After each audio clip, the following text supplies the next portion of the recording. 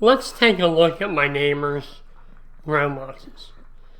Now these are zucchini, and he planted these around the last frost, about May 15th.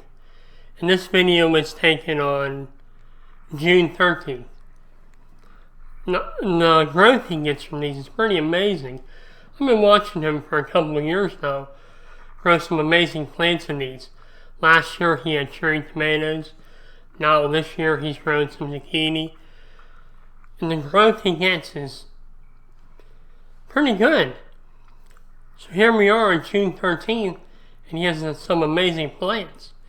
Now here's my zucchini, and they're planted in just normal people dirt. It's just not the same. They're not nearly where his is at. Now this video was taken on June 21st, about 7 days after the last one. And you can see his zucchini, they're almost ready to harvest. And he can probably replant these and grow another round of zucchini. So this is something I wanted to share. Grow boxes.